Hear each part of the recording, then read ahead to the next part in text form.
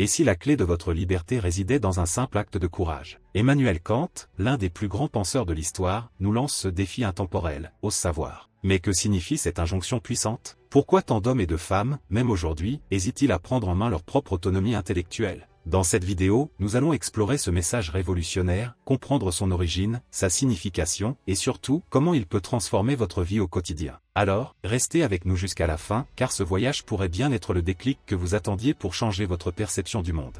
Emmanuel Kant, l'homme derrière la pensée libre. Né en 1724 à Königsberg, Kant est l'une des figures les plus influentes de la philosophie moderne. Sa pensée a marqué un tournant majeur dans l'histoire, en posant les bases de ce que l'on appelle aujourd'hui la philosophie critique. Fils d'un modeste sellier, Kant a grandi dans un environnement religieux luthérien. Cette éducation rigoureuse, bien que stricte, a éveillé en lui une curiosité insatiable pour les grandes questions de l'existence. Que pouvons-nous savoir? Que devons-nous faire? Que pouvons-nous espérer?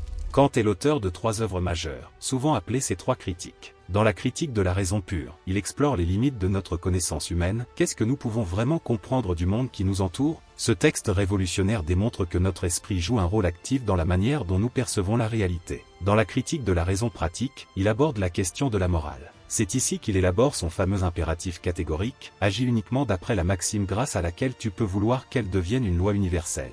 Ce principe fondamental met en avant l'importance de la responsabilité individuelle dans nos actions. Enfin, dans la critique du jugement, il analyse des concepts comme le beau et le sublime, reliant la philosophie à l'esthétique. Mais ce n'est pas tout. Kant a également écrit des essais plus courts, dont Qu'est-ce que les Lumières, dans lequel apparaît la célèbre injonction « ose savoir ». Ce texte, bien qu'il semble simple, incarne une philosophie complexe et puissante. Pour Kant, il ne suffit pas de penser, il faut avoir le courage de le faire, de sortir de la minorité, où les autres pensent à notre place. Ce cri du cœur en faveur de l'autonomie intellectuelle résume parfaitement l'héritage de Kant, un homme qui a passé sa vie à défendre la liberté et la dignité humaine par la pensée. La signification de « ose savoir », sapere aude, ou ose savoir, est une phrase qui résonne comme un défi personnel et universel. Cette injonction, que Kant emprunte à l'Antiquité, invite chacun à sortir de la passivité intellectuelle et à assumer pleinement son rôle de penseur autonome. Mais pour en comprendre toute la profondeur, il faut se plonger dans son contexte. Dans son essai « Qu'est-ce que les Lumières ?», Kant décrit les Lumières comme une période de sortie de l'homme de sa minorité intellectuelle. Par minorité, il entend un état de dépendance où les individus s'appuient sur des autorités extérieures, religieux, politiques ou culturelles, pour définir ce qui est vrai ou juste. Kant écrit « La minorité est l'incapacité de se servir de son entendement sans la direction d'autrui ». Pourtant, ce n'est pas l'intelligence qui manque, mais le courage. Kant insiste sur ce point, beaucoup préfèrent rester dans cet état de confort intellectuel où d'autres prennent les décisions à leur place. Pourquoi? Parce que penser par soi-même demande de l'effort et peut être terrifiant.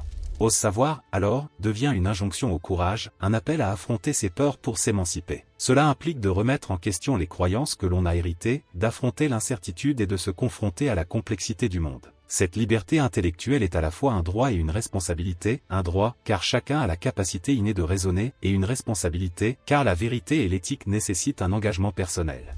Mais il y a une subtilité importante dans cette citation, oser savoir, ne signifie pas seulement accumuler des connaissances. Il s'agit aussi de savoir comment penser, de développer un esprit critique capable de distinguer le vrai du faux, le raisonnable de l'arbitraire. En ce sens, Kant nous donne un outil, mais il nous demande également de l'utiliser avec discernement et courage. La pertinence de ose savoir aujourd'hui. À l'ère moderne, ose savoir n'a jamais été aussi essentielle. Nous vivons dans un monde où l'information abonde, mais où la vérité est souvent noyée dans un océan de bruit. Fausse information, théorie du complot, marketing manipulateur, ces phénomènes exploitent notre manque de vigilance intellectuelle et jouent sur nos émotions. Kant nous a mis en garde contre ce danger bien avant que les réseaux sociaux n'existent. Prenons l'exemple des plateformes numériques. Chaque jour, des algorithmes décident des contenus que nous voyons. Ces algorithmes, conçus pour maximiser l'engagement, ont souvent tendance à amplifier les opinions polarisées ou les informations sensationnelles. Si nous ne faisons pas l'effort conscient de vérifier nos sources et d'exercer notre esprit critique, nous devenons des spectateurs passifs, manipulés par des forces invisibles. Mais ose savoir ne concerne pas seulement les grands débats sociaux, il s'applique aussi aux choix personnels. Dans un monde où les publicités dictent nos envies, où les tendances influencent nos goûts, être autonome intellectuellement, c'est s'interroger sur ce que l'on veut vraiment. Pourquoi achetez-vous tel produit? Pourquoi suivez-vous telle mode? Ces décisions sont-elles vraiment les vôtres, ou simplement le résultat d'un conditionnement? Un autre domaine où cette citation prend tout son sens est celui de l'éducation. De nombreux étudiants se sentent intimidés par la complexité des savoirs et doutent de leur capacité à comprendre. Pourtant, Kant nous rappelle que chacun a les outils pour apprendre, à condition d'avoir le courage de commencer.